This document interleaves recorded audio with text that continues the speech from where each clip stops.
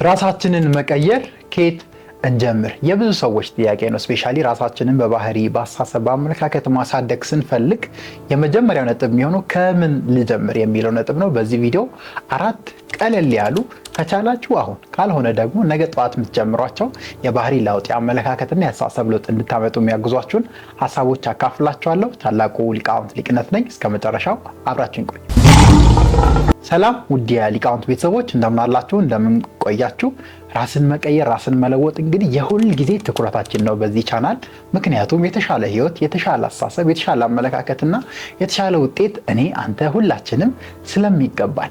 ራስን መቀየር ስንል ግን ከየት ነው የምንጀምረው የሚለው ጥያቄ ወሳኝ ነው። ምክንያቱም የምንጀምርበት ቦታ ትክክል ካልሆነ ወይም መጀመሪያ የምናደርገውን ነገር ካላወቅን ውዝግብግብ ያለ አይነት ራስን የመለወጥ ሂደት ነው የምንኖረው። ስለዚህ በትክክል በቀጣይነት ለውጡ ከኛ ጋር እንዲቀጥል ቆንጆ የተመጠኑ የተለኩ ባህሪዎች ላይ መስራት አስፈላጊ ነው። በዚህ ቪዲዮ 4 ነጥቦችን ነው ማነሳላችሁ። እነዚህ ነጥቦች ዛሬ ብትጀምሯቸው አሪፍ ነው፣ ምክንያቱም ቀላል ስለሚሆኑ። ስለዚህ ራስን መለወጥ ስንል ልታደርጉ መጀመሪያ ላይ የምፈልጋቸው እነዚህ ነው። የመጀመሪያው ዌኪንግ አፕ ኤርሊ ወይም ጠዋት መንቃት፣ በጠዋት በጊዜ መንቃት የምንለውን ሀሳብ በነጮችም አባባል አለ አይደል? ዘ ኤርሊ በርድ ጋት ዘ ወርም የሚባል አባባል። ብዙ ጊዜ ቶሎ የሚነቁ ሰዎች ወይም በጠዋት የሚነሱ ሰዎች የሆነ ኦፕን ስፔስ በህይወታቸው ያገኛሉ። ምክንያቱም የሆነ ማስ የሚባል ፖፑሌሽን ብዙ የሚባለው ሰው የሚነሳበት ሰዓት አይደለም። ስለዚህ ሰልፍ ታይም ይኖራቸዋል፣ የራሳቸው ጊዜ ይኖራቸዋል። በትክክል በጥሞና እንዲያስቡ ትኩረት እንዲያደርጉ ስለሚያግዛቸው ያ ሰዓት ማለት። ስለዚህ ራስን መለወጥ ስንል ነገ እንድትጀምሩልኝ የምፈልገው ጠዋት ከመነሳት ነው። እስኪ እስከዛሬ ያላችሁን ባህሪ ላይ ስንት ሰዓት ነው የምትነቁት ከእንቅልፋችሁ?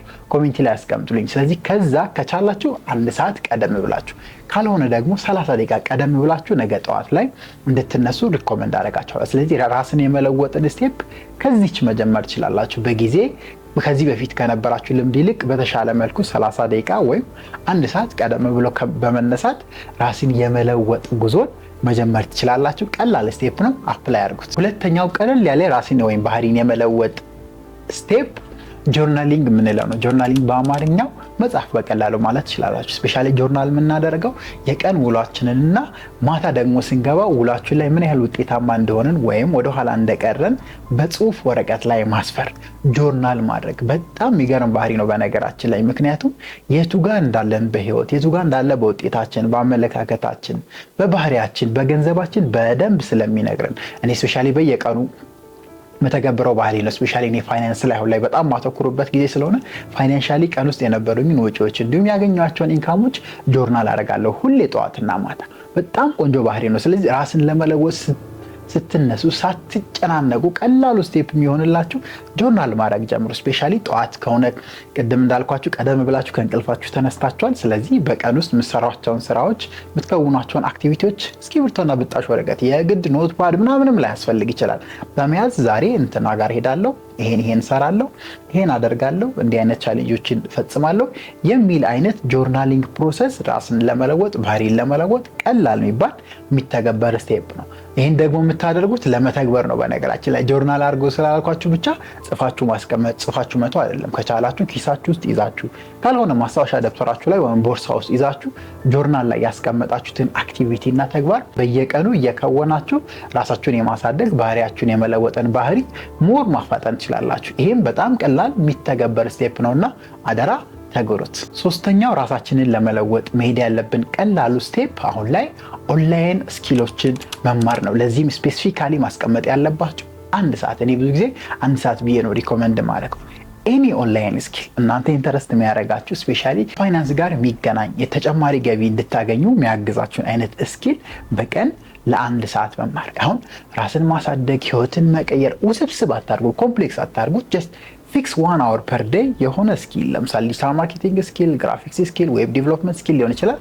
1 ሰዓት ብቻ በቀን ውስጥ ኮንቲኒየስሊ ኮንሲስተንትሊ ሰጥታችሁ የተሻለ የምትሉትን የእናንተ ባህሪ የሚገልጽ የተሻለ የምትሉትን አመለካከታችሁን የሚያመጣ ነገር ማድረግ መከወን እጅግ በጣም ቀላል የምንለው ራስን የመለወጥ ባህሪ ነው። ስፔሻሊ ገንዘቡን በደንብ ታግዛቸዋል፣ ገንዘቡን በደንብ ያግዛቸዋል። ስፔሻሊ ዲስ ዴይስ እንደምታውቁት ነው፣ ላይፍ ከባድ ነው፣ ወጪው በዝቷል፣ ገቢ እያነሰ ነው። በዚህ ሁሉ ነገር ውስጥ ደግሞ ሞር ገቢ የምታገኙበትን ስኪል ወስናችሁ ቆርጣችሁ ቀለል ባለ ስቴፕ ጀምራችሁ ራሳችሁን ካስተማራችሁ በእርግጠኝነት ውጤታማነታችሁ ከፍ ይላል።